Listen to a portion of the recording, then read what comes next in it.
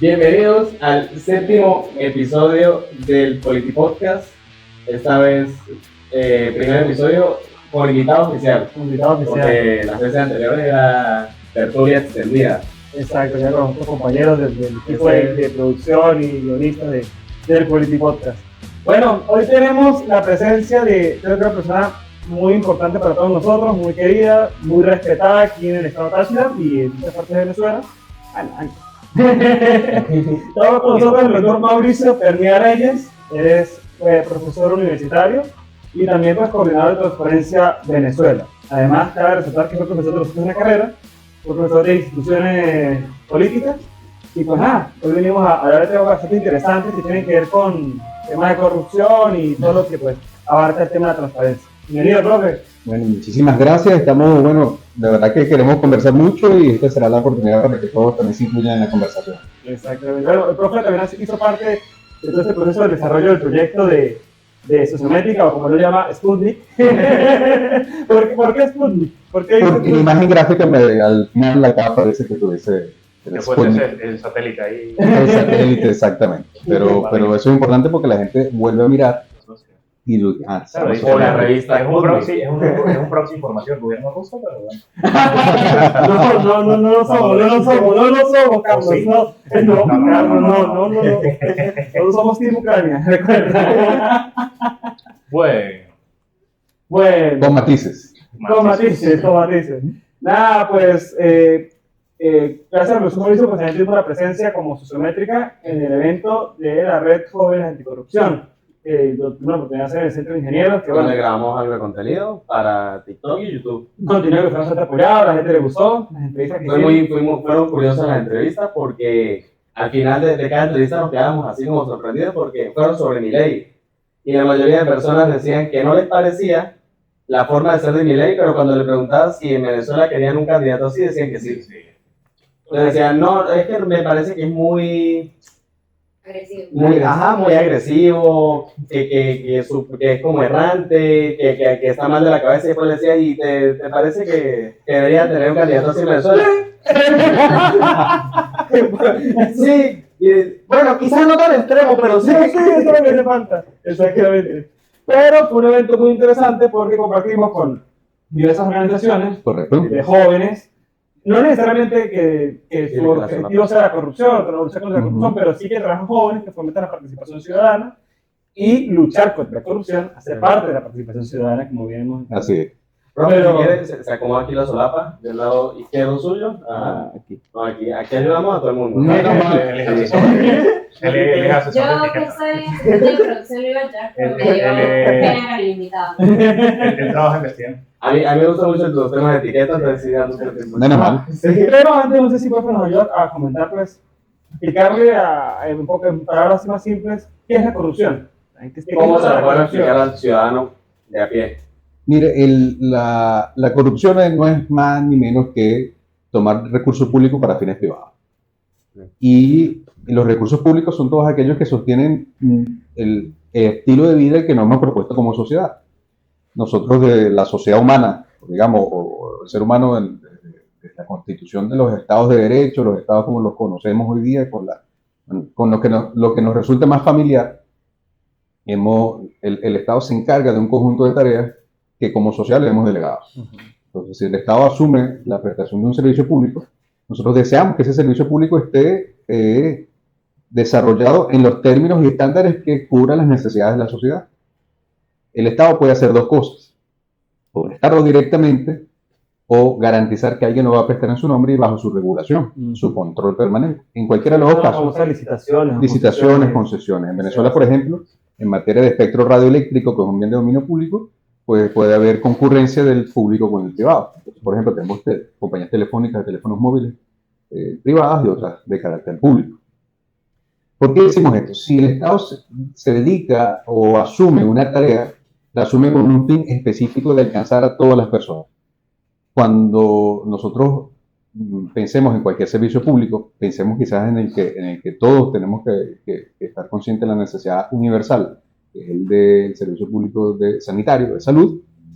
Pero bueno, si los recursos que están destinados al sostenimiento de la infraestructura, del salario del personal o de equipamiento, y este recurso que va dirigido a ellos se distrae y va hacia las arcas privadas o hacia las cuentas privadas de las personas, pues nosotros inmediatamente encontramos un servicio público disminuido, incapaz de alcanzar las metas que se ha propuesto, y el enriquecimiento ilícito por parte de personas que con ocasión del mandato que se le ha otorgado, de la confianza pública que se le ha dado para estar en un cargo, lo distrae. Entonces, de allí que hoy día se puede decir con toda claridad y firmeza que la corrupción mata.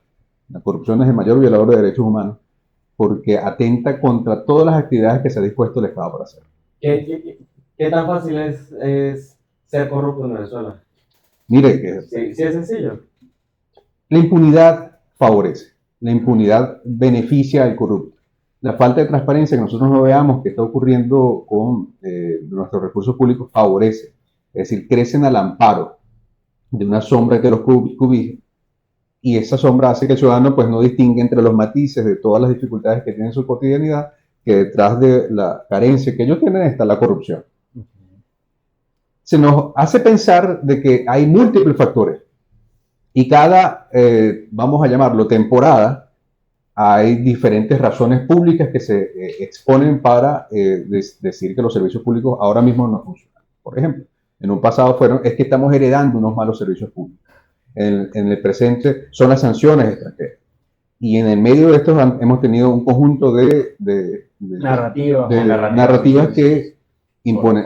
Todas esas razones que resultan desde el punto de vista técnico ciertas, no son desde el punto de vista político sostenibles, porque la impunidad es probablemente la causa de que los servicios públicos no funcionen, en tanto que la corrupción se ampara en la falta de investigaciones, falta de investigaciones y además de sanciones ejemplarizantes frente al enorme hueco presupuestario y fiscal que supone la corrupción en Venezuela. Los volúmenes de corrupción en Venezuela son lo suficientemente altos para que las capacidades de análisis de lo que nos ocurre tengan que ser especializados. De hecho, hace poquito hemos estado compartiendo bastante en los últimos años con transparencia y esas organizaciones en las que hacemos alianzas y articulamos. Y a nosotros nos ha parecido muy curioso y muy impactante cómo en los casos de estudio a nivel internacional, el caso venezolano no ni siquiera es caso de corrupción común o un gran nivel de corrupción, sino que hay una categoría única para el caso venezolano. Es la gran corrupción. Es la gran corrupción. Es una categoría de análisis porque ¿qué permite entender la gran corrupción? No entenderla como aquella que encontramos que es igualmente corrupción. En los ámbitos en los que las fuerzas del orden público pueden limitar la libertad de las personas, pero favorecen si reciben prebendas. Estamos hablando cuando el alto nivel del Estado participa en él o los cobija o no favorece las investigaciones que den cuenta de las personas específicas y el grupo de personas que están atentando contra el erario público. Y como son muchos años, muchos casos, muchas investigaciones, ¿cuál es el mejor termómetro para sostener eso? El número de investigaciones de la justicia internacional que están haciendo investigaciones por dinero venezolano. Es decir, las fiscalías de países como España, el sur de la Florida, en los Estados Unidos, Italia, Argentina, ese volumen de investigaciones nos da cuenta de cómo el dinero venezolano ha sido exportado. Sí, porque es importante porque no se trata ya de que llegó un alcalde y se sacó unos recursos para construir su casa en Colina de Pirineos. Nunca ha pasado eso aquí, ¿verdad? Nunca ha pasado. Eso nunca ha pasado. Casi hipotético. Pero, casi hipotético. Pero ya no solamente eso, sino que estamos hablando de que es una escala de una red internacional. O sea, no es solamente que el diputado tal sacó tanto de tajada de tal contrato, sino que estamos hablando de que ya son muchos cargos, muchos puestos, que significa un presupuesto muy amplio y un país donde su principal fuente de riqueza es el petróleo, que hablamos que son miles de millones de dólares, que por supuesto está muy decaído el día de hoy. Y de la etapa dorada del petróleo. Claro, y no solamente que eso permitió abrir cientos de negocios a través de la corrupción, pero ya es una escala única. Incluso tenemos también el caso de Cadivi en aquel entonces. Pero ahora, ¿usted considera que hay una predisposición cultural de nuestra sociedad para caer en esos hechos, que la corrupción puede llegar a ser endémica? ¿O es más como una coyuntura, es como un subproducto de una coyuntura, sí, una coyuntura institucional, histórica del presente? Mire, para múltiples razones antropológicas, sociológicas, de carácter cultural, de carácter de modo como nosotros nos enfrentamos al hecho normativo, han tenido múltiples líneas de investigación y múltiples líneas de trabajo. Pero vamos a reducirlas a lo siguiente. Es la impunidad la que no permite el crecimiento del recurso público, es la que no permite la buena administración de los recursos públicos, es la impunidad. Ahora, las causas de la impunidad sí pueden ser muchísimas, desde el punto de vista cultural, por ejemplo, pero frente a ello, también la falta de sanción social. Les voy a decir algo. Si uno toma un vehículo desde San Antonio del Táchira y recorre el país hasta llegar a Cumaná y llegar cerca del Esequibo, a Tumeremo, llegar a la frontera con Brasil, por cualquier ruta que nosotros tomamos, vamos a encontrar un conjunto enorme de obras públicas inconclusas. Obras inconclusas. Las obras inconclusas terminan siendo el monumento a la corrupción, es decir, el modo en el que las personas pueden decir, no hay nada quizás, por ejemplo, para quienes transitan por la autopista regional del centro, ver lo que se supone era los pilares para la construcción de infraestructura de ese tipo, desde hace muchos años. Quienes van a Caracas Guarenas y han visto los pilares que están allí de la obra inconclusa, pues lo pueden ver, pero a eso sumemos las que se refieren a las obras sanitarias, obras públicas destinadas a salud, a educación, o baste ver universidades públicas como la Universidad de Oriente. Yo estudié en un preescolar público. Tú pasas o sea, apenas salgo del preescolar, lo derrumban, porque iban a hacer un nuevo preescolar. Y tú pasas hoy en día, sigue derrumbado. No, están solo los pilares, están las bases. Estamos hablando de hace 15 años, más o menos. El preescolar lo derrumban, un preescolar en la Cuesta del Trapiche, y tú pasas y están las bases. Y ahí siempre, después del año 2007, más o menos, por ahí, quedaron las bases. Y a día de hoy, eso quedó totalmente cerrado. Bueno, incluso con las obras públicas, Venezuela fue, en el caso de Odebrecht, aparte de Brasil, el segundo país más afectado o con mayor número de obras inconclusas afectadas por el caso de Odebrecht. Y donde hubo más, o sea, ¿cuál es el término legal cuando le das a alguien para que te dé el contrato? Licitaciones. Corrupción en las contrataciones. Mire, eso que dice Catherine es valiosísimo, porque asistente de producción número 15. Nuestra asistente de producción ha dicho algo valioso, pero incluso se lo voy a decir de otra manera. No es el segundo país, no. Es el primer país luego de Brasil, para que se entienda. Odebrecht, como una transnacional de origen brasileño, pues por supuesto que en su país va a tener ese impacto. Pero ya cuando ella sale de sus fronteras y se hace una compañía de alto nivel en obras de infraestructura, Venezuela es el primer país en el que tiene casos de corrupción, pero además con un agravante. Y es que las obras de Venezuela no se concluyeron. Es decir, no se entregaron. En otros países había corrupción, pero obras finalizadas. Claro. El porcentaje Colombia, Perú. Colombia, Perú. Es que, bueno, Odebrecht contaminó todo el continente. Pero ¿dónde encontró mejor caldo de cultivo para sus prácticas? En Venezuela. Entonces, ¿dónde estaba? Y esto para quienes nos ven, lo tomen en cuenta. Más de un gran porcentaje de los presupuestos públicos en el mundo se financian, se administran o se invierten a través de contratos públicos. Es decir, gran parte del 100% de un presupuesto público es en contrataciones públicas la categoría más importante para el gasto público. Si nosotros nos hacemos cargo de ello, pues es la contratación el mayor elemento de riesgo de corrupción. O sea, la contratación pública no es la corrupción, es el riesgo que puede aparecer allí cuando no encontramos los modos de controlar esta actividad. Entonces, en Venezuela, una de las debilidades más grandes es precisamente la contratación pública. Cómo nosotros nos acercamos a la contratación como elemento capaz de tener o evitar los incentivos a la corrupción. El primero de ellos es la transparencia. ¿Y qué significa la transparencia? Que toda persona sepa quién se contrata, por qué se contrata, cuáles son las personas que están en el Sistema Nacional de Contrataciones, y si esta contratación, además de ser técnicamente viable, permite el régimen de competitividad. Entonces, si nosotros nos hacemos cargo de esa idea, lo que nosotros como ciudadanos esperamos es que todos sepamos por qué una contratación se está haciendo, quiénes son las empresas que están allí, y evitar algo que en Venezuela no tiene las sanciones que uno esperaría, y es el conflicto de interés. En Venezuela, no hay el conflicto de interés, lo vemos con mucha frecuencia en las instituciones más relevantes en la industria nacional.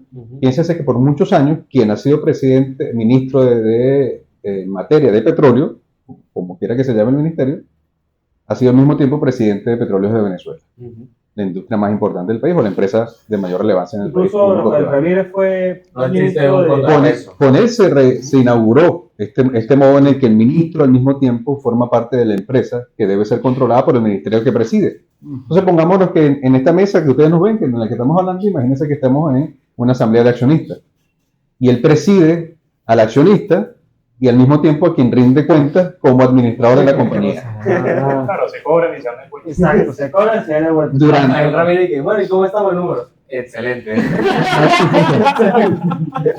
Y ahorita quejarnos en España. Italia, perdón. Ahora, pienses en consecuencia de eso en un enorme número de empresas. Pienses en las empresas de la Corporación Venezolana de Guayana, las CBG, las empresas mineras, las comúnmente denominadas empresas básicas, en el que en los sistemas de control lo que se entiende es que hay una extensión política del partido de gobierno que inunda los entes descentralizados empresariales del Estado, que a su vez, por la naturaleza de su actividad, tienen que realizar múltiples contrataciones públicas. Y allí es donde nosotros no intervenimos, sencillamente vemos obras no culminadas. Por ejemplo, recientemente hemos hecho un derecho de petición, junto con la red de jóvenes anticorrupción en el Estado Táchira, en el que las preguntas que se hace para la industria eléctrica venezolana es precisamente, reconocemos que hay un problema, no sabemos cuáles son las causas específicas ni cuáles son los modos de superarlos. Es decir, cuáles son las contrataciones técnicas que se requieran al futuro para poner y cuál es su costo. Porque si la respuesta va a ser que son decisiones de otros países los que no nos dejan el desarrollo, pues entonces esto está fuera del control de la ciudadanía, fuera del control de los poderes fácticos de Venezuela y en consecuencia pues nunca tendríamos una electricidad continua, permanente, no interrumpida y responsable con los costos que debiera tener. Mira, que justo hablando de la electricidad, salió por ahí una noticia de Brasil, ¿no? Sí, que el estado de Brasil al estado de Roraima de Brasil iba a llegar un suministro eléctrico por parte del estado de 50%. Sí, ahora, quienes estamos al otro extremo del país, donde estamos haciendo ahora mismo este video, esta entrevista, nos preguntamos, ¿tiene algo que ver con nosotros? Claro, nosotros, si el sistema interconectado nacional, el sistema eléctrico nacional, si nosotros lo privamos de esa energía que va a estar allí, por la cual la República va a recibir un precio del que tampoco sabemos cuáles serán las negociaciones, si es que ya están terminadas o apenas son solamente anuncios de prensa, si eso va a impactar en el sistema interconectado nacional, específicamente a la región andina y al Táchira. ¿Tendríamos algo que decir al respecto? Es que sí tenemos, yo creo que nos afecta, por supuesto, todo. Estamos hablando de que una red nacional, porque aparte es solamente una sola empresa encargada de la distribución del servicio eléctrico. Pero es que no solamente es el único acuerdo internacional o anuncio de un acuerdo internacional que se va a hacer en tema de servicios básicos. Hace poco estuvo aquí Petro, presidente de Colombia, y se anunció que ahora PDVSA iba a ser socio de Ecopetrol. Ahora, ¿qué implica esta sociedad? Tampoco lo sabemos. Y eso es algo que obviamente con la electricidad lo vemos día a día y se ha grabado en los últimos meses, pero el combustible para nosotros ha sido aún más desgastante. De hecho, ayer nos tuvieron que hacer por la gasolina, yo no pude echar gasolina hace 3 semanas, o sea, algo que nos afecta aún más porque eso implica movilidad, y sin movilidad pues no hay producción. Y bueno, también sin electricidad tampoco hay producción, pero o sea, es una multiplicidad de cosas que como ciudadanos tenemos conocimiento de hasta dónde está llegando y qué va a suceder con eso. Entonces la pregunta es, ¿debemos saber por qué nos afecta, los servicios públicos no están al nivel que soportamos? Sí, tenemos que saberlo, porque primero es un asunto de todos. El asunto es que las condiciones del venezolano, necesidades básicas, para poder ser cubiertas, todos, pues tienen que dedicarse a buscar sus recursos y estos problemas añadidos que impactan en la búsqueda de recursos, que lo hacen más costoso, quedan fuera de la discusión pública. Quedan fuera de la discusión pública porque se entiende como que ya en efecto así son los servicios públicos. Tenemos que vivir con un corte eléctrico diario en el que hemos desarrollado una capacidad para adivinar cuándo regresa. O el tema de las colas, que tú pasas, el otro día salimos de una reunión, un cumpleaños, el cumpleaños suyo creo que fue. Salimos a las 3 de la mañana, íbamos hacia la casa y ya habían carros en la cola, cuando tú todavía no sabías qué placa iba a salir. Entonces pasamos frente a la estación de servicio aquí, en la 19 de abril, y había una cola inmensa de carros y nosotros dije, wow. Y luego a las 5 de la mañana salió el reporte, efectivamente eran esos carros. Sí. O sea, ya es hasta la capacidad de adivinar qué número de placa van a salir para que puedan Pero subir. eso se debe, o sea, eso Ajá, se debe a la opacidad de que hay nuestros organismos públicos Ujú. en la prestación de sus servicios. Que eso era un tema que quería yo tocar, el tema del anuncio hace poco del presupuesto nacional de Delcy Rodríguez en la Asamblea Nacional. Cosa que cuántos años teníamos que no se ve. Desde 2015 por lo menos no Fíjate que tenemos el tema de nosotros la publicación. opacidad es que justo, te debes ser que da respuesta de por qué no hay servicio de suministro de gasolina o combustible en cualquier parte del país. Pero la única respuesta que tenemos es el gobernador diciendo que es por falta de fletes que transporten el combustible.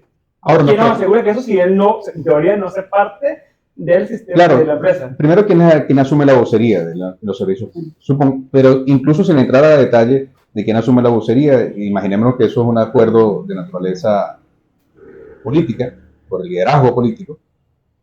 Pensemos en las razones de fondo. No dudamos de que sea el flete, el transporte de combustible un problema, no lo dudamos. El asunto es que desde cuándo es un problema. Cuando se nacionalizó, cuando se estatizó a partir del año 2007, las estaciones de servicio. Cuando extraes del régimen de competitividad un conjunto de servicios que podían estarlo, es decir, la industria es tiene muchas fases, lo que podríamos hacer la verticalización, la vinculación vertical de toda la industria, es muy grande. Desde que un estado determina que tiene recursos mineros petroleros en su suelo, hasta que los pone en boca de pozo, en boca de mina, hay múltiples actividades upstream o downstream, o sea, de aguas abajo, aguas arriba, aguas abajo, Obvio. en todo ese camino, que puede seccionarse y cuál decidir va al ámbito privado y cuál por razones estratégicas el Estado decide que es absolutamente nacional. Pero cuando llegue toda la industria, actividades primarias y vinculadas a auxiliares a la industria también son nacionalizadas, pues Llegó un punto en el que, o sea, ahorita no tanto, pero tuvimos extracción, distribución, la venta y hasta el transporte. Hasta el transporte lo querían nacionalizar, entonces estamos hablando de absolutamente todo. Y Absolutamente si el todo. Estado hace parte Y solo- de gran corrupción, pues todo es corrupción y por ende todo. No por algo vemos que ya, por ejemplo, las unidades de transporte que eran del Estado, prácticamente ninguna funciona. Tantos. Sí, o sea, lo que fue en algún momento la red de transporte de Transtáchira, por ponerlo un ejemplo, aquí el Estado Táchira ya no funciona. claro, y el asunto de la discusión es qué sectores deben permanecer en control del Estado y cuáles no. Incluso cuáles en régimen de competitividad. Si bien hay un necesario, indispensable interés público en muchas de las actividades, ese interés público también tiene que, forma parte de ese interés público, saber cuándo conviene que haya concurrencia del sector privado con el sector público, incluso en cuáles exclusivamente dejarlo en el ámbito del sector privado. Y esto no se trata de desmantelamiento del Estado, se trata de saber cuál es el rol de cada institución. Porque si el Estado, como se decía, en español se dice, el Estado te acompaña desde la cuna hasta la tumba, a través de un conjunto de actos administrativos, del acta de nacimiento al acta de defunción, lo que va entre uno y otro tiene múltiples importancias. Es decir, el sector privado, en consecuencia, ¿cuál es su rol?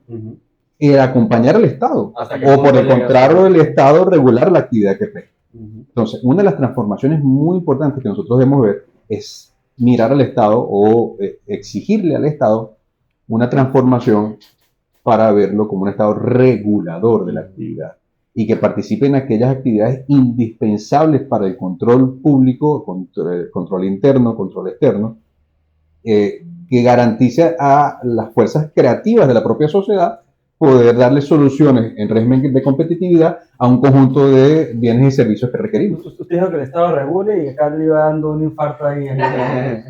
Pero he apuntado lo que dijo Carlos ahorita, porque una de las formas de combatir obviamente la corrupción es a través de la transparencia, de información, de gestión. Y uno de esos puntos de transparencia es la publicación del presupuesto nacional, que ¿desde qué año? 2015. 2015 se publica. Sí, se está publicando, pero ¿quién garantiza la transparencia? Claro, a lo que yo iba es que obviamente esa opacidad es adrede, a propósito, es una herramienta, podemos considerarlo una herramienta de control social, pero creo que misma Transparencia de Venezuela ha hecho informes al respecto.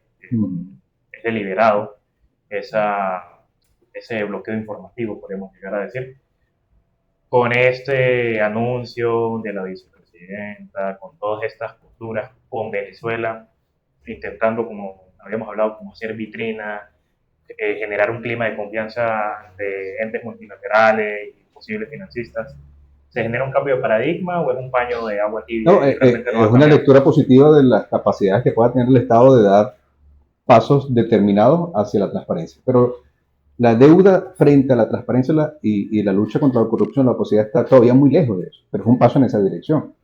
El asunto es que todavía es insuficiente. Es decir, hay temas. ¿Cuándo consideramos elementos del gobierno abierto clave? Cuando esa información está dispuesta, no hay anuncios especiales sobre esa información, sencillamente regularmente se publica cuando corresponda. Podríamos puntualizar para los oyentes que no conozcan el concepto, ¿qué es el gobierno abierto? Es aquellas estructuras gubernamentales capaces de disponer de la información permanente, continua, en formato descargable y editable en cualquiera de sus portales web o en los medios de comunicación de cada uno de ellos. Carlos parece ahorita Roman Nosinsky, para los oyentes. Sí. En la 97.1 FM. No,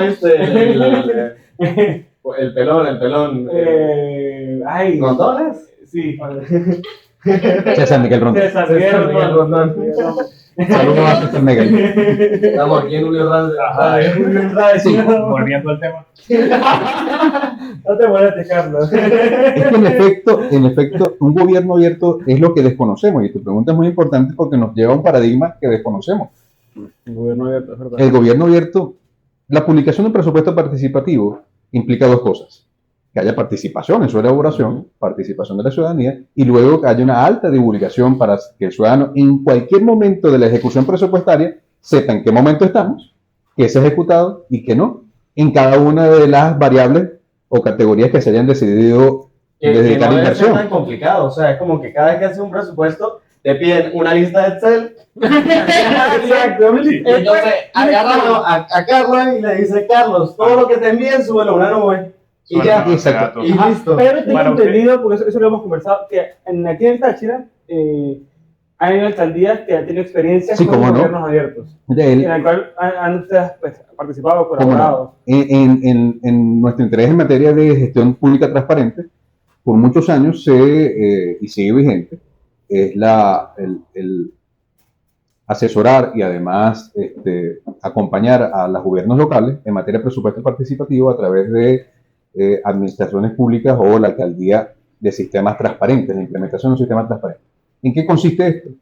Funcionarios de planificación de los entes locales, semana a semana, suben información a un sistema que nosotros proporcionamos y que es público y que las personas pueden ir viendo cómo va la ejecución. Eso que suena tan sencillo, a los efectos de un funcionamiento de la administración pública, es un paso enorme. Gigante. Pero tómense en cuenta además, y es la falta de formación del funcionario público en esta materia de transparencia de acceso a la información pública. Un funcionario, en términos elementales, en términos cotidianos, no está seguro de cuándo debe suministrar una información o no.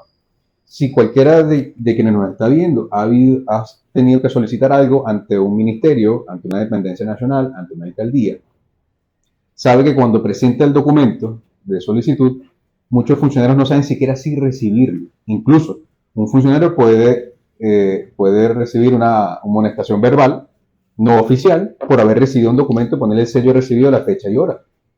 Incluso un funcionario que está en recepción dice: si quiere, espere que viene mi funcionario, el líder de la oficina, el supervisor, para que le responda, porque no sabemos si eso lo podemos recibir. Véngase al mediodía, que él ya está libre para que le conteste.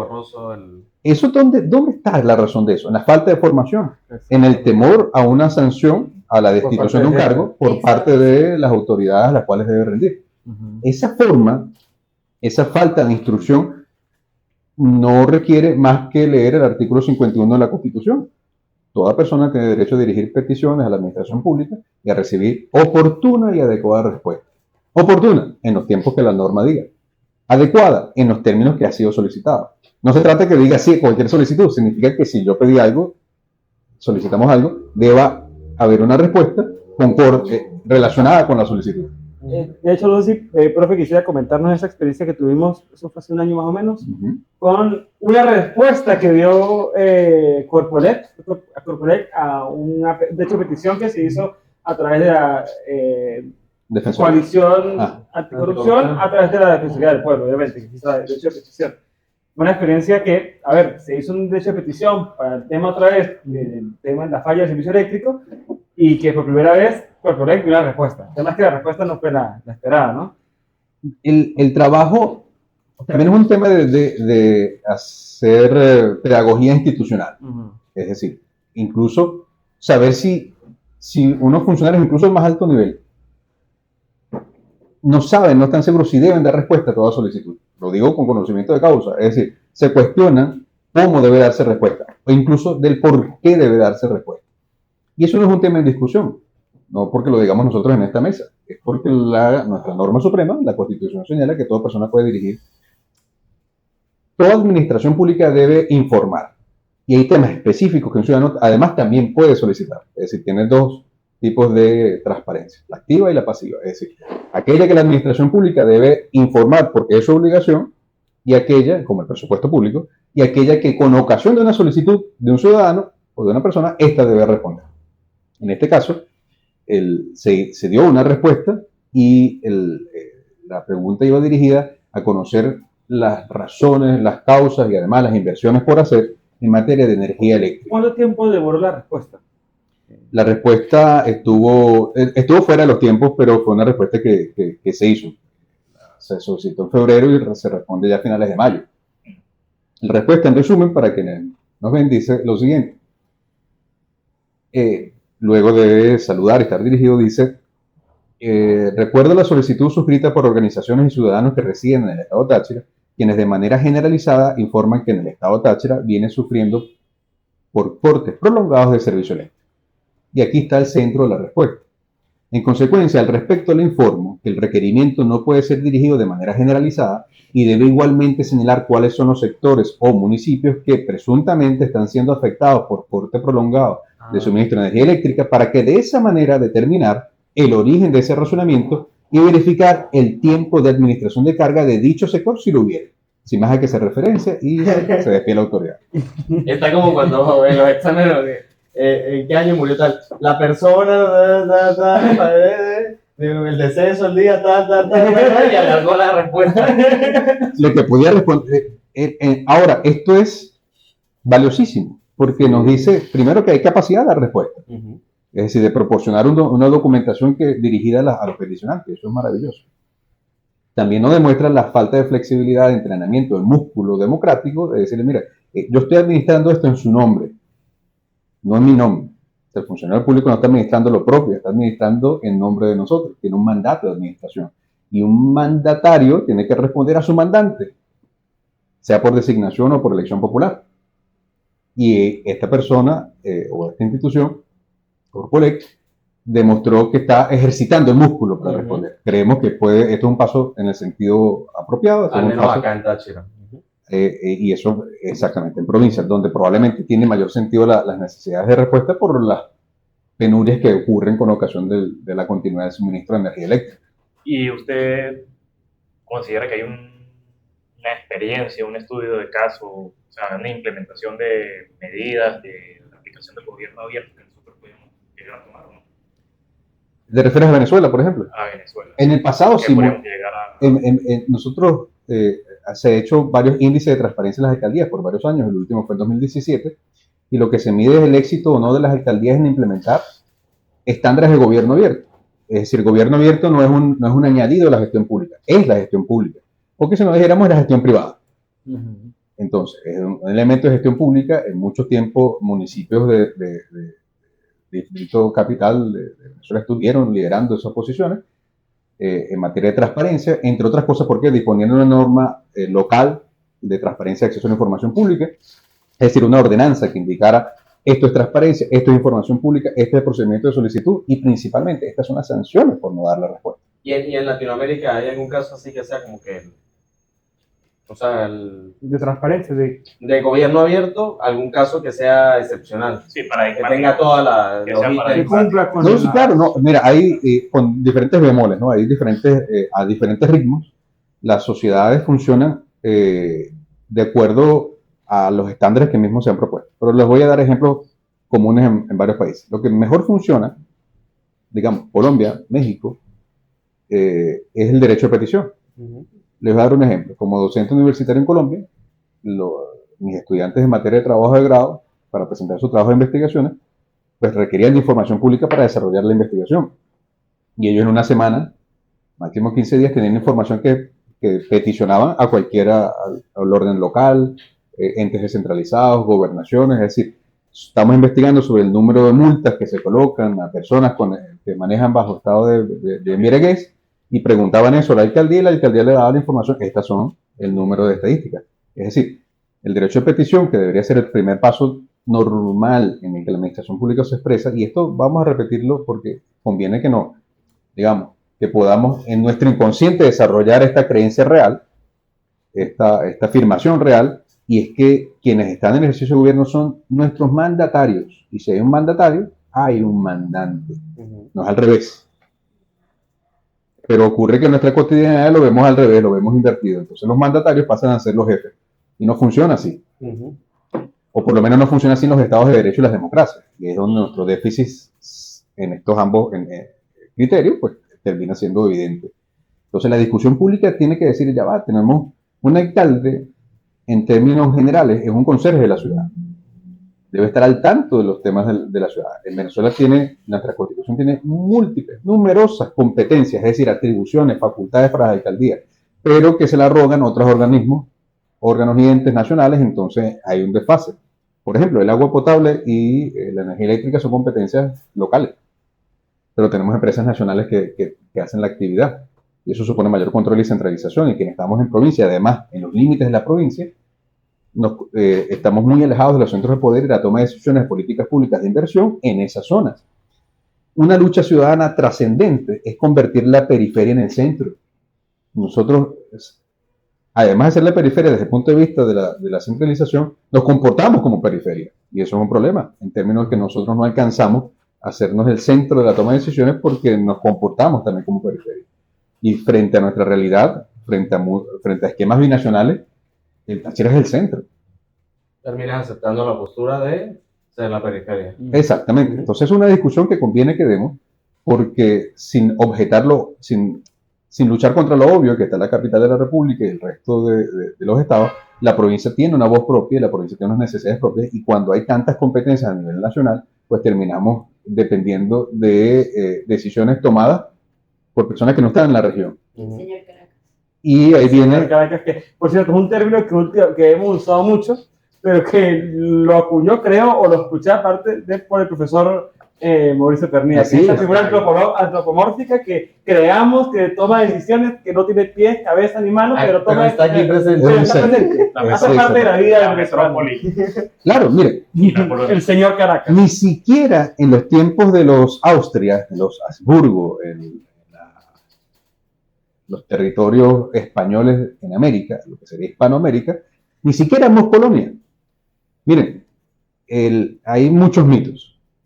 Uno de los mitos es creer que Latinoamérica, lo que hoy día se llama Latinoamérica, lo que es realmente Hispanoamérica, la América española, fue colonia. Nosotros no fuimos colonia, éramos virreinatos, éramos una actividad, ahora éramos reinos de América y de España. Por eso es que era tan español, naciendo en las Américas o naciendo en la península. Cosa totalmente distinta a, por ejemplo, las colonias americanas. Por supuesto, las colonias inglesas eran de expolio. Las colonias de la Europa, las colonias belgas, francesas, en África, en América, son de expolio. En cambio, España aquí se replicó a sí misma. Es decir, ¿qué colonia de las africanas o de las estadounidenses, de las americanas, de las inglesas en América, crearon universidades, escuelas, hospitales para sus colonos? Y se ven el patrimonio cultural en las iglesias, en las plazas. Así mismo, ¿eh? Se El trazado de las ciudades, el modo en el que se constituye. Hay un autor venezolano, tachirense, Samir Sánchez, investigador sobre el tema, cuyo libro, uno de sus libros, ya hace algún tiempo publicado sobre... Es profesor nuestro de seminario en la universidad. Sí, muy bien. Ahora mismo en la Universidad de Deusto. En una publicación de él, se llama San Cristóbal Urbs Quadrata, estudia el modo español de creación de ciudades. El profesor Alan Brewer Carías también creó una obra maravillosa, La ciudad ordenada, el modo en el que ya había normas para la creación de las ciudades. las colonias inglesas se creaban las ciudades en el cruce de caminos. Entonces había un cruce de caminos y en torno a ellos se iba desarrollando una ciudad, pero no había normas, o por lo menos de ese calibre que sí podían haber en las metrópolis. Bueno, sí, aquí de hecho San Cristóbal, era un tema, porque también de hablar con la profesora Inés Herrero, historiadora de aquí del Táchira, y nos comentaba la creación de San Cristóbal. Y San Cristóbal era un punto de encuentro, había ruta de Capacho para llegar a lo que conocemos como Maracaibo, Es correcto. para ir a Mérida, para bajar hacia la zona del llano, o sea, San Cristóbal, de lo que de Nueva Granada hacia acá, lo que es Pamplona, Cúcuta, o sea, era un punto de encuentro y ahí nació ese asentamiento urbano. Así es. Una ciudad de paso, como de paso, se exacto. entendía. San Cristóbal Una en su villa de momento paso. era una ciudad de paso. Y creció ordenada, o sea, creció con sentido urbs quadrata, como se diría en latín. Entonces, frente a esto, ni siquiera en ese periodo teníamos tanta dependencia de una metrópoli como la tiene hoy día la provincia respecto de Caracas. Respecto del pago de funcionarios públicos, por ejemplo, piensas en las direcciones de educación de cada uno de los estados, donde empieza gran parte de su salario a ser pagado por autoridades nacionales. Entonces, eso como ejemplo, hay mucho más como eso, de cómo perdemos identidad en las regiones. Casi todas las decisiones de entes gubernamentales, exacto, pasan por Caracas. De que se diga, vamos a esperar que dice Caracas, vamos a esperar Caracas que diga, y Caracas se convierte en una persona capaz de decidir en los destinos de quienes están en la provincia. Y ojo, no solo el tema de materia de servicios públicos, cuando hablamos a organizaciones políticas, ONGs y eso, pasa siempre por... Se centralizaron. Se centralizaron también. O sea, en los partidos para tomar una decisión siempre es, porque hemos escuchado internamente a algunos miembros de militantes de partidos, estamos esperando que llegue a Caracas. Y para tomar cualquier decisión que se puede tomar a través de un acuerdo regional. Pues. Y las desventajas que supone eso, desventajas de orden de agilidad de la respuesta, de conocimiento en el terreno de las necesidades y las capacidades también de monitorear la decisión implementada. Recordamos en los años 2007, 2008, se aprobó para un municipio del Táchira, en Caracas, se aprobó la construcción de una cancha deportiva, cuando el municipio lo que había solicitado era ensanchar los límites del cementerio porque ya había sobrepasado su capacidad. Caracas, no. En Caracas, no, cancha. Entonces, ese desconocimiento de la provincia perjudica las capacidades de desarrollo local, pero además favorece el despoblamiento de la provincia en torno a la capital, porque en la capital entonces se privilegian los servicios públicos, se privilegia la educación. Como ya sin respuesta, mejor ir para allá. Claro, y termino también. Y genera incentivos perversos contraproducentes para la propia capital, porque se ve ineficiente, se ve incapaz de poder atender esa afluencia, esa movilidad humana, y se generan bolsas de pobreza a lo largo y ancho, o sea, en las periferias de lo que son las... Exactamente, que es lo que encontramos que se permitió, incluso los partidos políticos dotaban a las personas migrantes del interior, de la migración interna, de ladrillo y cemento y zinc para desarrollar los cordones que vemos en nuestras ciudades, principalmente en Caracas. Así es. Y por eso es importante que dejarle claro a las personas que nos están viendo la importancia de ser parte de la participación ciudadana, valga la redundancia, en exigir respuesta. Entendemos que el gobierno actual o el sistema actual limita esa respuesta o no está en pro de solucionar los problemas, sino que, bueno, sigue creando. Incluso te pero igual, como parte o como ciudadanos, no debemos dejar de ejercitar ese rol de querer respuesta o que nos respondan. El músculo que no se ejercita, ¿qué pasa? Se atrofia. Por supuesto. Entonces, bueno, estos días pues introducimos un derecho de petición con el tema de Corporel, que queremos su respuesta, lo diremos, pero es una demostración de que se puede, de que hay que hacerlo como ciudadanos. Y además, probablemente los funcionarios públicos pueden encontrar en esta afirmación algo contradictorio, pero no hay nada más valioso para un funcionario público que sea observado, porque le indican a tiempo lo que su propio personal incluso puede no ver. Le permite tener conexión ciudadana con quienes está gobernando. Le permite conocer de primera mano aquellas cosas en las cuales probablemente tiene puntos ciegos y no está bien. No estamos hablando si tiene presupuesto o no, porque si la respuesta para todo nos falta presupuesto, pues entonces no haríamos nada, deberíamos desechar entonces las instituciones y entonces más bien por el contrario un mercado libre ver si eso lo supera. Entonces si esa es la respuesta, pues entonces las instituciones son insuficientes. Hagamos Ahí mercado Catherine libre. se acaba de sonreír. Exacto. Ya no hay intervención del Estado, sino que el libre mercado. Catherine volvió a la vida otra vez. Catherine ya ha dado like a ese comentario. Si nos enfrentamos a esa realidad, un funcionario público quiere ser observado. Exacto. Eso habla de su gestión. O debería querer ser observado. Exactamente. Porque yo, de verdad que sinceramente, no digo Aparte- que yo no hablo de los funcionarios de aquí, tal vez del Estado como región, sino que tal vez a nivel más de otras jerarquías no le interesa ser observado. Exacto, porque aparte el funcionario público que te atiende, la secretaria que te atiende en el escritorio, No es culpable. a ella no le interesa que la revisen. Ella está haciendo su trabajo. Para ella sería más sencillo tener los lineamientos de qué debo entregar si la persona viene a pedirme Muy X bien. o Y cosa. El tema son las altas esferas. Claro, el tema es cuando el de arriba te dicen no puedes entregarle a cualquier persona cualquier documento que venga a pedirte, una copia. Exacto. Mire, Ah. y además, en septiembre de 2021, la Asamblea Nacional sancionó y luego se promulga la Ley de Transparencia y Acceso a la Información de Interés Público en Venezuela. Es una deuda legislativa de 20 años, al menos, más, de 20 años en el que no disponíamos de una legislación específica sobre el acceso a la información pública. Ahora, ¿eso es un paso importante y valioso? Sí. Ahora, ¿cuál es el contenido de la ley? Esta es la primera vez que hacemos este comentario de análisis legal de la norma. No es gratuito que la norma, además de la deficiencia que tiene, es muy breve, las sanciones no están claramente establecidas, pero frente a esta importancia de tener una ley, es que los términos no son gratuitos. Cuando dice ley de transparencia y acceso a la información de interés público, califica la norma, califica el tipo de información que requiere. Y además tiene un conjunto de elementos excepcionales. No se podrá, no se dirá. Y que quisiera que quienes nos están acompañando ahora mismo puedan asumir. Que cuando el Estado decide cuál es el interés público, decide cuál tipo de información suministra. Y hay que distinguir dos términos que parecen similares, que no lo son. No es lo mismo hablar de interés público que hablar de interés general. El interés público lo decide el Estado, el interés general lo decimos nosotros. Y eso es algo que nos pasa por encima. Esos términos parecen que si vemos una ley o un texto y dice esto está previsto para el interés general, para el interés público, para el bien común, parecen términos similares o que son sinónimos y no lo son. No lo son. De manera tal de que la ley fue debidamente estudiada para decir qué información considero yo que es pública y en consecuencia puedo suministrar. Porque si esto no es interés público, entonces tenemos la recién creación de la notaría interna por parte del SAREN, del Servicio Autónomo de Registro de Notarías, en el que hay una notaría interna. Que dará para otro programa específico, nada más analizar cuáles son las razones por las cuales eso se creó. Cuando las notarías, por el contrario, para dar fe pública de actos que requieren la autenticación de las personas que suscriben. Entonces, eso estaría fuera del ámbito de la ley de transparencia y de acceso al interés público, sí, sobre la base de lo que la propia ley entiende por información de interés público.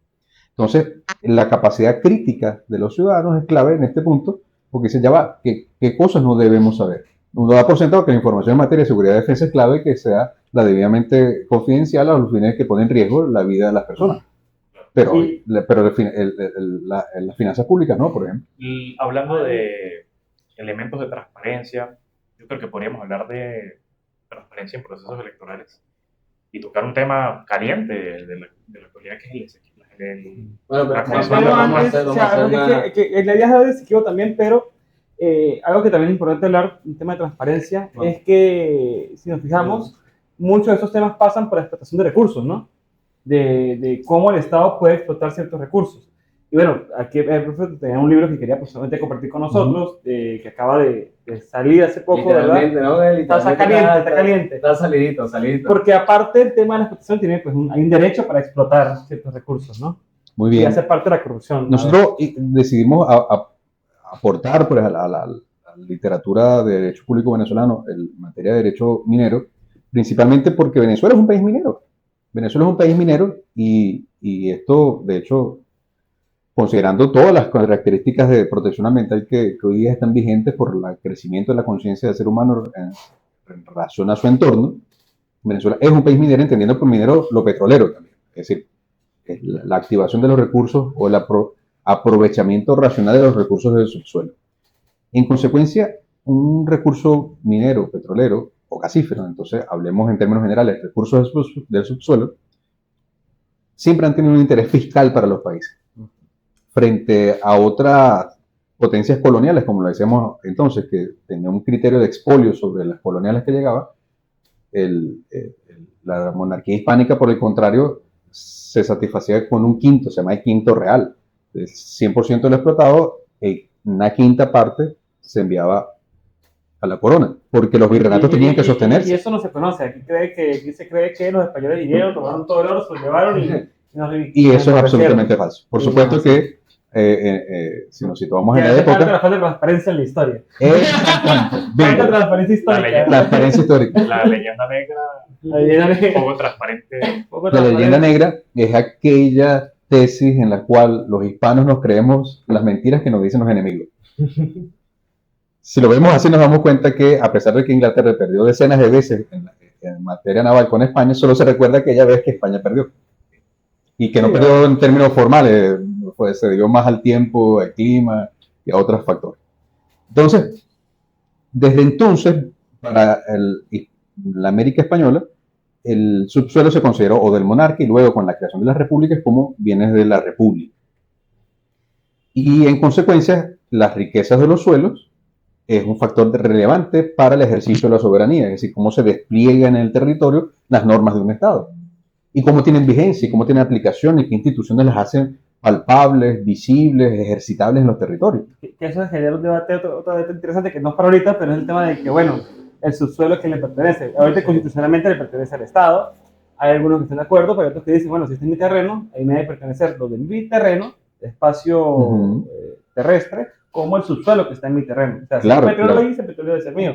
Pero la Constitución venezolana te dice que no. Claro, no, y el Estado porque es del interés público. Y es una regla de derecho público hispanoamericano. O sea, no es una regla venezolana, es una regla que contiene. Hay muchos autores, sobre todo de la corriente liberal, que consideran que el dueño de la superficie tiene que ser dueño del subsuelo. Y esto tiene incluso algunos autores lo llaman el robo del subsuelo, así como el Estado roba el subsuelo. Hay criterios, y esto para quienes nos escuchan y nos ven, que se formaron con la naciente República Francesa, en la Revolución Francesa, que además de la discusión de los bienes de dominio público como una traslación de antes de la corona, bienes de la corona pasan a la República, también hay otras razones que en su momento se discutieron, y era el aprovechamiento racional o técnico del subsuelo. Nos explicamos, si en este suelo hay muchos propietarios superficiales, pero hay un solo yacimiento de un mineral y una veta importante de un mineral, si cada propietario superficial dice que esto es mío, probablemente la explotación puede tener dificultades. Es decir, si podemos acceder todos al mineral, si se va nada más a aprovechar por aquellas secciones de quienes estén de acuerdo y quienes no. Entonces se estructura, entonces lo que se supone que es un bien de utilidad pública estaría sometido al interés superficial. Por elementos de economía de escala. Exactamente. El mejor aprovechamiento del mineral, del acceso al mismo, en fin. Entonces, por supuesto, esto es un tema para otro tema, sobre todo por qué Petróleos Venezuela debe ser una empresa del Estado o no, en fin, podemos hablar de eso esa parte de otro, más adelante. Del tema a ver, un momentico, vamos aquí a la novela. Estudios de derecho minero. ¿Qué nos habla el libro, el estudio, más o menos práctico? Bueno, esto es un aporte en el que analizamos temas vinculados a la extracción de minerales en Venezuela desde distintos ángulos. De la transparencia y acceso a las industrias extractivas, acceso a la información en industrias extractivas, pero al mismo tiempo analizamos el régimen de concesiones mineras, el régimen administrativo, la organización administrativa dispuesta por los estados para la explotación minera. Dicho otro modo, el ministerio que se encargue de la actividad, el conjunto de instituciones que velen tanto por el ámbito ambiental como por la explotación. También medimos el ámbito de carácter ecológico, es decir, la economía de tipo de licencias ambientales y sociales. Y el énfasis de nuestras últimas investigaciones que está destinado a la participación ciudadana en las actividades extractivas. ¿Por qué? Porque gran parte de las extracciones, no solamente en Venezuela, en cualquier lugar del mundo, hay entornos poblados que pueden verse o no afectados por la actividad minera. Entonces, ¿cómo estas personas participan? El libro lo publica la Católica. Lo publica la Editorial Jurídica Venezolana en la Universidad Católica del Táchira. Es el número 12 de la colección referida al maestro iberoamericano, doctor Alan Bruer Carías, quien tuvo la gentileza de prologar la obra. me estaba acordando. Saludos a los gatos. Me estaba acordando de la serie del youtuber español Cineman, Charlie. Charlie Cine. Él estuvo, no sé Cineman. si lo conoce, profe, fue el motero Sí, español que motero. estuvo Sí, recorriendo cómo no. Venezuela. Él hace una serie de videos y en uno en específico, la parte en la que habla de minería, ¿en qué estado estaba? Amazonas y Bolívar, por ejemplo. Ajá, Pasa en Bolívar. Amazonas, llega a la Gran Sabana, pasa Que Nariño, a eso iba, hasta qué punto unas comunidades pueden hacer uso libre de los minerales que están en la zona, porque ellos explican que ellos de forma libre pueden ir y extraer, ajá, de forma muy artesanal, porque con unas máquinas ahí muy artesanales, sacan el barro y después van tamizando y lo poco que encuentran es para ellos. Hasta qué punto unas zonas son de uso libre y otras son a través de concesiones. Eso es falta sencillamente de institucionalidad. Si vienes del subsuelo, uno debe... Las palabras tienen mucho peso y las categorías sobre las cuales situamos esas palabras todavía más. Eso entra en el ámbito de las denominadas habilitaciones administrativas, que tienen distintos grados. Siendo la reserva, por ejemplo, cuando el Estado se reserva una actividad, significa que no hay habilitación administrativa, significa que eso el Estado lo hace a sí mismo o puede otorgarlo a través del régimen de concesiones. Entonces la concesión es una habilitación administrativa, el permiso, otra habilitación administrativa, la autorización, otra habilitación administrativa, la aprobación, otra habilitación administrativa y así sucesivamente. Pero lo cierto es que no puede hacerse esa actividad sin ninguna de las habilitaciones administrativas que estamos dando. La riqueza del suelo venezolano, las extensiones en las cuales nosotros tenemos riqueza, piénsese hasta que... el río Esequibo, hasta la orilla occidental del río Esequibo. Exactamente. Y ahorita mencionamos algo también hispánico sobre el tema, y es que piénsese que ese cúmulo de actividades, ese tipo de permisos que se deben llevar, surgen con la ocasión de que hemos dicho que el mineral es del subsuelo. Pero el arco minero es un territorio más grande que Portugal, para que se hagan una idea. O sea, es decir, son extensiones de territorio de tal modo que su control, el acceso al mismo, está seriamente limitado y una institucionalidad que, al haber sido permitida por muchos momentos, permite indebidamente el desarrollo de actividades de esa naturaleza. Sin embargo, el modelo actual, particularmente por ejemplo con el oro, supone que el Estado permite que esas personas hagan eso y luego a una empresa se le otorga una alianza estratégica y ella va y compra ese mineral a las personas que lo han explotado y luego o bien lo vende al Banco Central de Venezuela o si éste autoriza, lo da a su exportación. Ese es el modo menos técnico posible, el modo de mayor expolio al ambiente, de menos restitución ambiental, y es el modo en el que actualmente se desarrolla la minería, particularmente la del oro.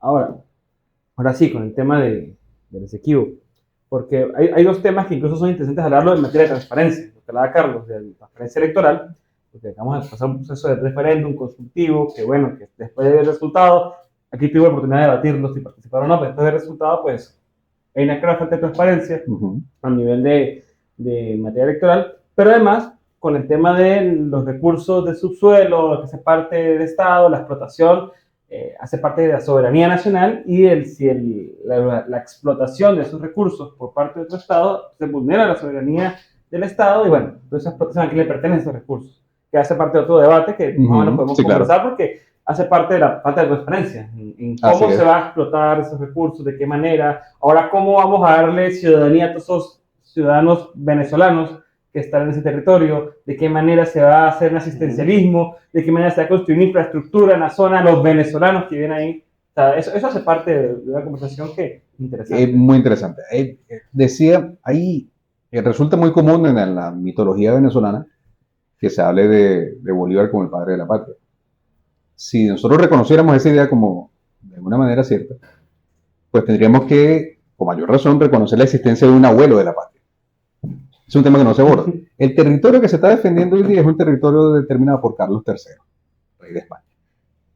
Ese territorio, cuando se crea la Capitanía General de Venezuela, tiene un creador específico, una monarquía que lo crea. La República luego defiende el territorio de la monarquía.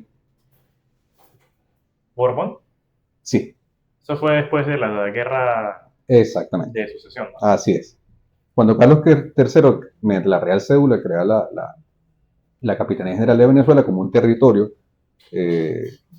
para evitar, o sea, Las razones de fondo de la creación de la Capitanía General de Venezuela, o por lo menos las expuestas en el documento de la Real Cédula, hacen referencia a dos cosas. La primera, de orden administrativo.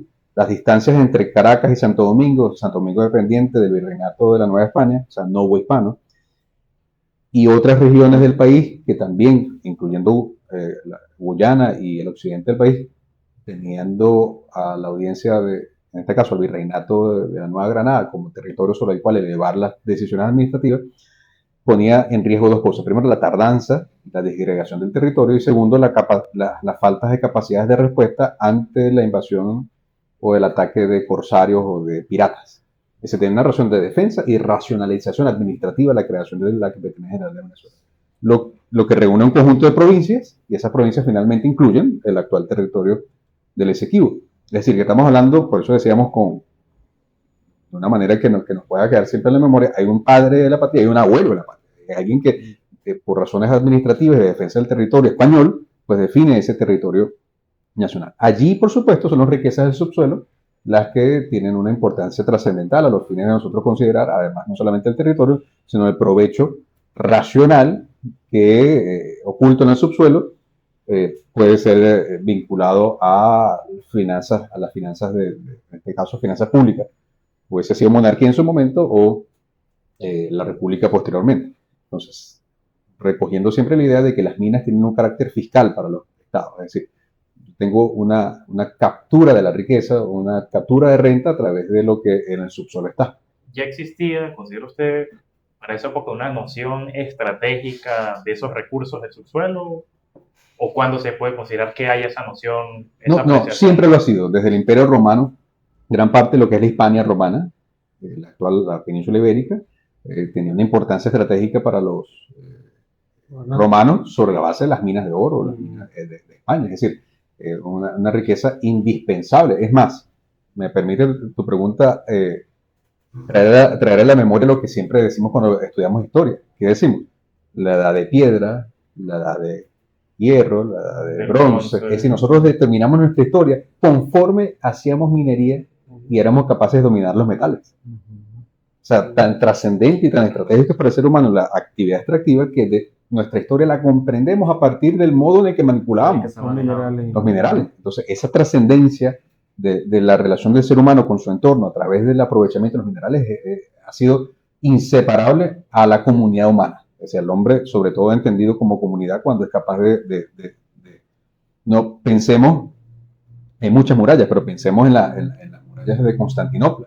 Tuvo que haber mucha actividad extractiva de piedras, de caliza y demás para poder tener una muralla que por mucho tiempo soportó el ataque de la plataforma islámica que finalmente triunfa con Mehmed II y tenemos el Imperio Otomano que ya conocemos. Entonces, frente a esa realidad, el ser humano está vinculado permanentemente al territorio a través de las riquezas que de él extraiga, lo que apareja dos cosas, la capacidad de extraer y qué hacer con eso que se extrae. Entonces, pues, por supuesto, hay distintos minerales. Nos puede llamar la atención que en el pasado el hierro era más valioso, más caro que el oro. El hierro era la capacidad de hacer espadas, defender el territorio. Con el oro tenías riqueza para la realeza, pero no podías producir espadas de tal modo costoso y antieconómico y además imposible a nivel de escala. Ahora hay que preguntarle a los hititas. Exactamente, pensemos, cuando las personas ven la película 300, en Los Inmortales, piénsense como ellos hubiesen tenido armas para hacerlo. O la expansión de Alejandro Magno sin hierro. Es decir, pero además, cómo dominar el hierro, cómo dominar la capacidad de tener una temperatura especial para moldearlo y poder hacer fundición con él. Entonces, otros minerales se encargan de ayudar a eso. El carbón, como el que tenemos en el Táchira, se convierte en otro mineral que se llama coque, un subproducto, y ese eleva las temperaturas capaces de tener metalúrgicas indispensables para el crecimiento de un país. Dicho sea de paso, todo lo tenemos en Venezuela. Aprovechando el tema, estamos hablando de riquezas, o sea, sí es rentable, sí vale la pena que el gobierno venezolano o el Estado venezolano sí, porque más allá de este gobierno no. pelee, por así decirlo, por el Esequibo.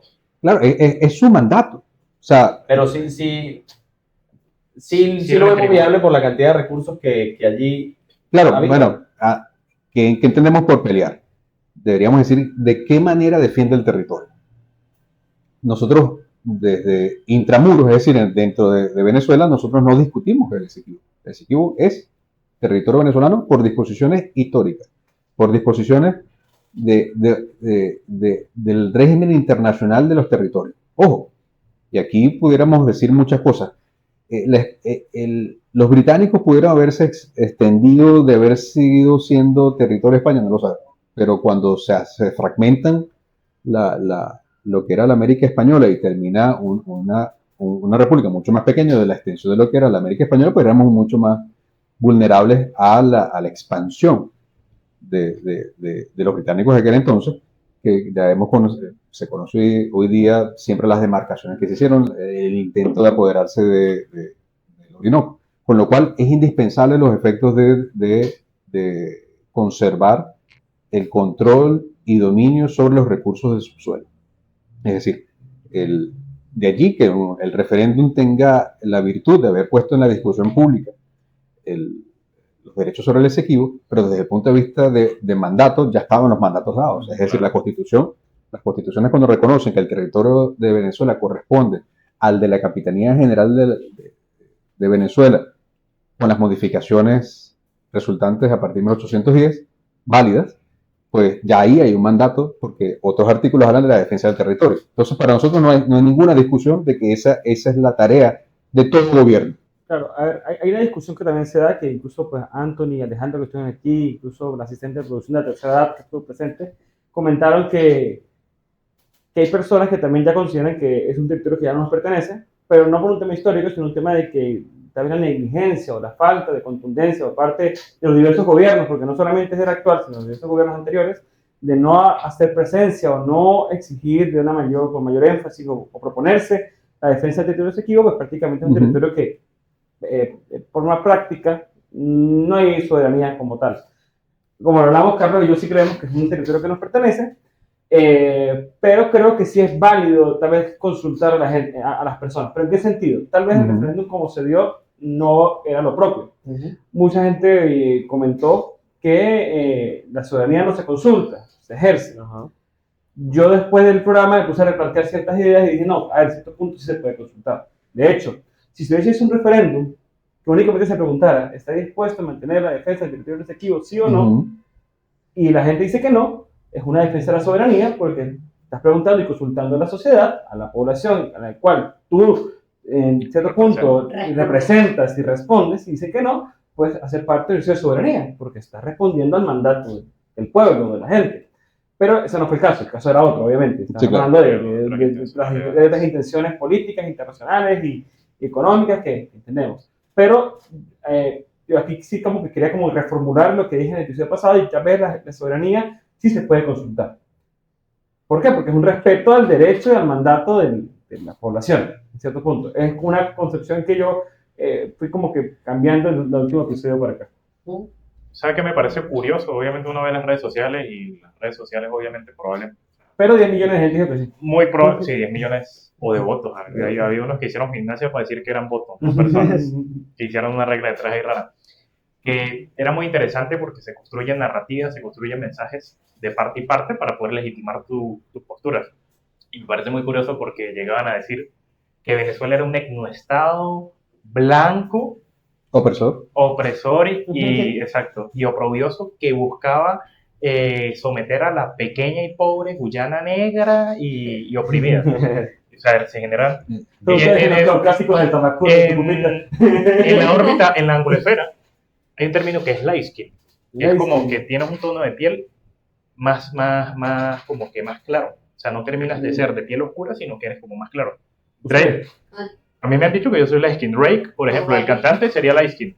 Y decían que Maduro era... Mauricio light skin, decían. O sea, términos anglosajones para explicar realidades totalmente ajenas a nosotros. Y decían, Maduro es parte de una casta étnica, light skin, o sea, que Maduro era como una especie de... Claro, querían adjudicarnos un conjunto de categorías para ellos exponer su tesis sobre sus propias categorías que no tienen... Categorías sociales y antropológicas anglosajonas que nada tienen que ver con nosotros. Y en esa anglosfera nosotros no compartimos. No compartimos por el contrario de que eso hace parte de formas de cómo manipular la información, que es otro tema que hace parte, incluso todo es que hemos intentado buscar como temas que conecten para llegar a esto que es el tema de la posverdad, Así es. de cómo mediáticamente, cómo a través del manejo público de la información, puedes transversar los hechos ocurridos. Puedes decir que Maduro representa la casta Que somos light una skin. sociedad racista, estratificada y de castas. O sea, somos la India. Exactamente. La India en América, India. cuando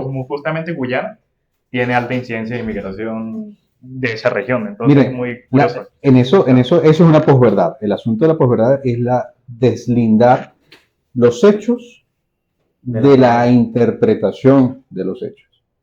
Y esto que interpretar los hechos no resulta novedoso para el género humano, sí resulta hoy día un tema que reduce, afecta, vulnera y lesiona a las democracias.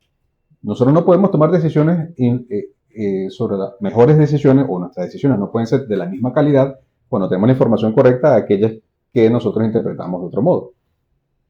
La posverdad lesiona la participación ciudadana. La posverdad, además, que acaba de ser incluida en el diccionario de la Real Academia Española. Que si me permite el término de cómo lo describe la RAE, ¿no? Ajá. Que es la distorsión deliberada de una realidad en que prima las emociones y las creencias personales frente a los hechos objetivos, con el fin de crear y moderar la opinión pública e influir en las actitudes sociales.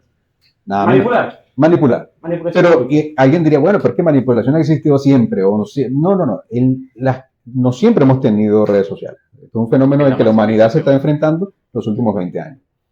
Y para ser más específico, en los últimos 15. Cuando hablamos del referéndum, el pueblo británico fue expuesto a un referéndum en el año 2016 para saber si permanecían o no en la Unión Europea. Era una única pregunta.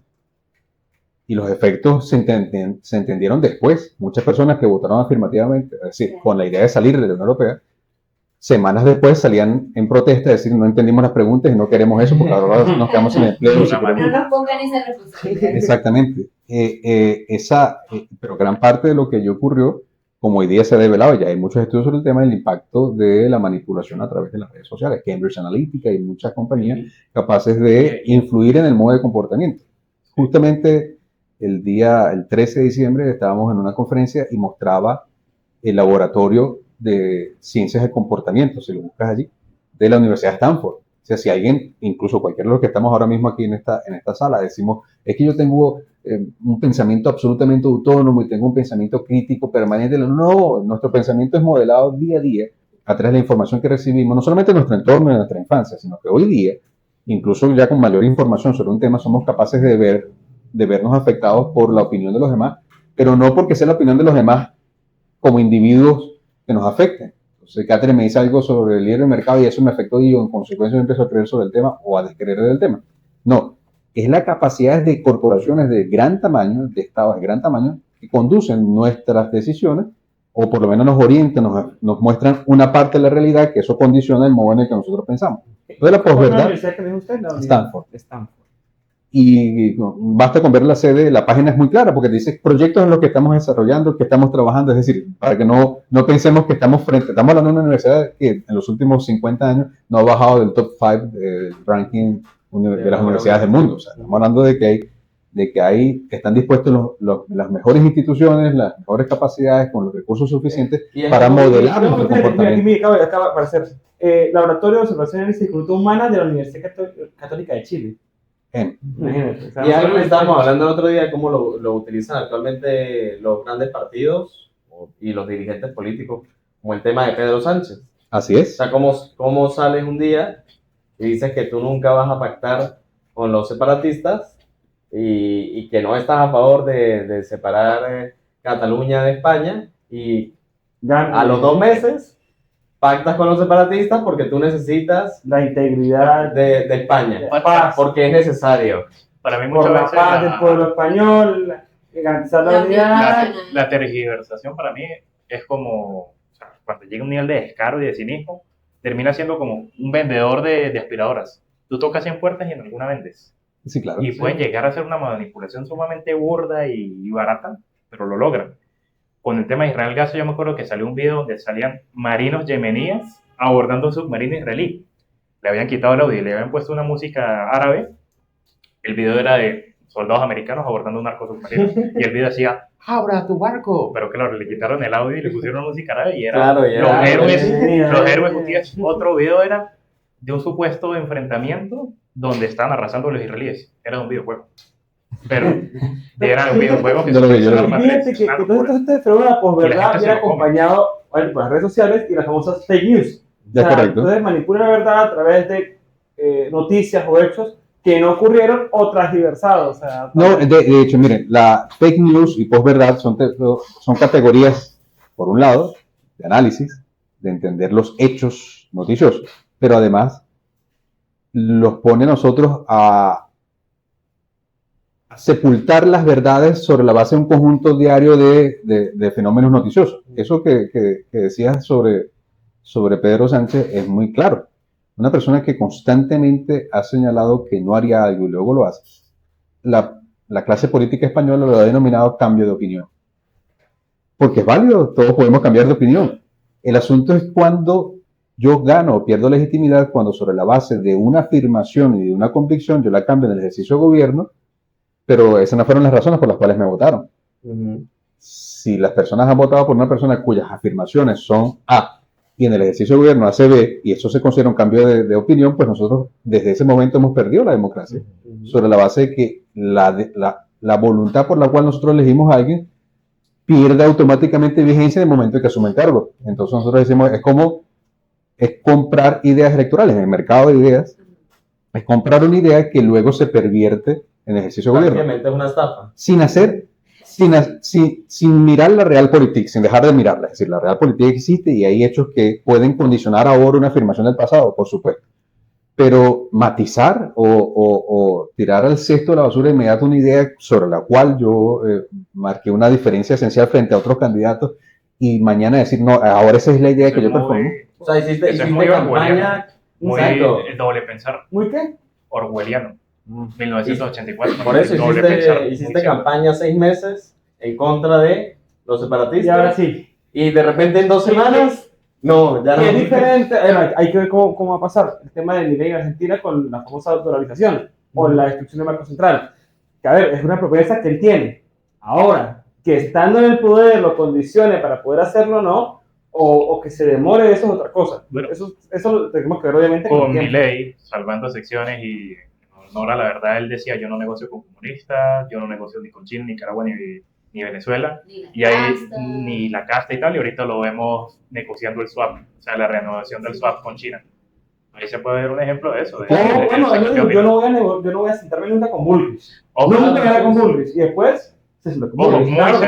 muy sensato y Claro, aplaudible es porque sensato, por o sea, es supuesto. un tiro al piso, un tiro al pie, no Claro, negociar con China, pero Políticamente. En ese caso, Pero por también lo que- menos eran la oposición al gobierno. Ujú. Era la oposición al gobierno, digamos, tenía todavía un poco de sentido. Podríamos también hablar del tema Macri. Macri cuando llega al poder, o sea, como en el 2014, 2015, cuando llega al poder, él llega con unos objetivos económicos claros. Y de repente Moldeó. inicia su mandato y es todo lo contrario. Pues son políticas progresistas totalmente distintas a lo que el público, a lo que él había dicho en campaña y por lo que el público o el electorado lo había votado. Entonces ahí el tema de cómo, por qué, a través de qué cambias tu discurso, cambias tus decisiones, cambias tus Pero políticas. también cómo comunicas. ¿Me Claro. explico? Ojo, para quienes nos ven, nosotros no estamos diciendo que no deban modularse las ofertas de campaña. Primero, el que está en campaña está en ejercicio de gobierno y tiene una realidad distinta de su entorno cuando tiene responsabilidades. Exactamente. Cuando está en campaña representa un partido, pero cuando está en ejercicio de gobierno representa un Estado y a una nación. Entonces, por supuesto que hay modulaciones frente a lo que dice. Pero, ¿dónde están las límites? ¿Dónde se cruzan las rayas? Hay rayas. Los ciudadanos pueden decir, no, eso es una raya que no puedes cruzar, vamos a un referéndum, tenemos que sacarte del poder, tú no tienes... Por supuesto que hay modulaciones convenientes del discurso. No dudo que Milei ahora tenga que hacer estas reuniones con China, porque de eso depende el sostenimiento de la estructura institucional del Estado. Y otra es la amnistía, en el caso del gobierno español.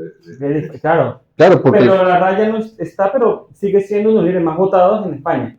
Sí, y puede que el votante medio del PSOE y de todos los partidos de la izquierda del PSOE no vean ni siquiera la gravedad de lo que está allí. Incluso puedan rebuscar en la hemeroteca y buscar de que José María Aznar también hizo otros pactos y otras cosas. O sea, o amnistías, como quieran llamarlo. Pero no es el caso actual. El caso actual es que cada vez España se va a fragmentar más al punto que va, o sea, no solamente, si lo vemos desde el punto de vista histórico, no solamente se disgrega con todos sus territorios, el territorio más grande del mundo, el imperio donde no se colocaba el sol, donde no se ponía. Y finalmente vas teniendo territorios cada vez más pequeños y cada vez más pequeños y menos controles. Entonces privilegiar a los que más tienen, privilegiar con impuestos o con la devolución de impuestos al territorio o a la comunidad autónoma más rica de la España, habla de la necesidad de conservar el poder a través de unos votos, a través de cómo funciona. Y además adjudicándole la responsabilidad al equipo, al partido más votado. Si ustedes vieron el discurso, le señala a Núñez Feijóo, usted nos critica, pero usted no dio sus votos para evitar que yo pactara. Es decir, como si fuese obligado que él tuviese que ser el presidente, a pesar de que era el segundo. Sí. Le atribuyó la culpa al PP, al Partido Popular. Es la primera vez que el segundo partido más votado tenga la presidencia de gobierno en España. Primera vez, nunca ha pasado. Y hay una excusa que caramba, es muy falaz, pero es la que está. Es todo con tal de evitar de que la derecha y la ultraderecha gobierne a España. Es el equivalente a decir, es el equivalente a que es desastroso. No me importa lo que haya hecho la gente, me importa es... Los estoy salvando ustedes. Ustedes no se dan cuenta, pero los estoy salvando, un favor. De nada. O sea, de nada. Se puso el uniforme, la aspiradora, como un Ghostbuster para combatir al fantasma de Francia, pero exacto. Y bueno, hay otros fenómenos también que podemos incluso mencionar por ahí, el tema, por ejemplo, de Trump con la construcción del muro. Que lo va a construir, lo van a pagar los mexicanos y al final, bueno, no terminó el muro. O en Venezuela, con el mismo tema de Guayana, que la defensa de la soberanía, pero hace unos años pues era socio comercial y le damos petróleo, le damos electricidad a Guyana. O permitíamos que era un voto más en Caricón, un voto más en Navera, y de repente son una amenaza. Ahora son una amenaza y ahora son los empleados de la ExxonMobil y así. Sí, pues. Sí. Y sabe que pasa algo que es con esta revolución tecnológica de las IA generativas, de todos estos procesos, el riesgo potencial que tiene para construir de forma masiva y económica, casi que gratuita. Falsa verdad. Exacto, herramientas de posverdad. Claro. Generar videos donde un deepfake, donde, por ejemplo, Camilo esté diciendo algo totalmente, un ejemplo, pública o políticamente incorrecto, desfavorable. Para los investigadores, una noticia falsa, un fake news, tiene una velocidad de expansión 7 veces más rápida que la noticia real. Entonces, aun cuando haya personas que evidentemente entienden que eso es falso, el grueso va a darlo por cierto, y cuando vengas a decir eso no es cierto, la gente va a verlo, menos de la mitad de que vieron la noticia falsa van a verlo, y menos de la mitad de esos van a creer que la persona se equivocó. No, y lo complicado que es enseñarle a una persona, al adulto promedio que se cree la fake news, a verificar un fake news. Lo complicado que es enseñarle a verificar un fake news. Sí. La niña que pasa el micrófono, porque así más cerca del micrófono. Acércale. No, bueno, la niña. Una intervención corta. Corta. Media hora. Hace poquito, Juan Ramón Rayo, uno de mis héroes personales, saludos a Juan Ramón Rayo, publicó un video precisamente de una noticia que se hizo súper viral, sobre todo en Europa, aquí en Latinoamérica casi no le paramos a eso, sobre que por primera vez como que los supermillonarios, los multimillonarios, por herencia superaban a los multimillonarios hechos a sí mismos en 2023, ¿no? Al final, él hace un video en donde aclara que literal había muchísimos medios de comunicación que manipularon completamente esa noticia, porque entonces, lo que en síntesis creemos o concluimos con ese titular es, bueno, actualmente hay muchísimos más multimillonarios por herencia, que no se sudaron su fortuna, sino que pues sus papás lo hicieron y ahora ellos están gozando de esa riqueza. Que los que sí se lo sudaron, ¿no? Y eso, obedece o termina favoreciendo ciertos discursos, como por ejemplo, estas ideas de impuestos a favor de los grandes patrimonios, de las herencias, de los grandes patrimonios y tal. Y al final, lo que él termina concluyendo es, no es que por primera vez, es por primera vez desde que se saca ese estudio, que empezó a hacerlo un banco suizo, creo, desde 2015. Y además, no es históricamente todos esos multimillonarios, ¿verdad? El grueso de todos los multimillonarios, sino los multimillonarios de 2023, de solamente este año. Ok. Y en realidad siguen siendo muchísimos más los multimillonarios que se hicieron a sí mismos en su totalidad Que los que lo heredaron. Ah. Entonces, y eso se hizo súper viral y al final a lo que le quedó a todo el mundo en la cabeza es, no, bueno, O sea, todos son heredados. todos son heredados. Y hay que repartir la riqueza, ¿no? Gracias, Gloria Álvarez. Yo eso quiero matizar algo que es toda buena mentira, y ya no hablamos de fake news, ya no hablamos de un bulo que en cualquier momento queda enterrado, hace el daño que hace y ya. Pero toda buena mentira, que a partir de ahí se construye una narrativa mucho mayor, Exacto. tiene parte de verdad. Y básicamente Claro, de eso puede ser un ejemplo. Hay un término que se utiliza mucho en la visualización de datos o en la construcción de determinadas como que informaciones o narrativas, que es el cherry picking. Sí. Que los gringos, bueno, como uno no lo entiende porque es otra forma de pensar, tienen como que conceptos raros. Cherry picking significa como que el picking, el conteo de cerezas, pero ¿qué implica eso? Que tú agarras una información global y omites determinados contextos Sí, claro. o construyes un contexto a partir de una información. No, Por no, ejemplo, lo que decía Caterina.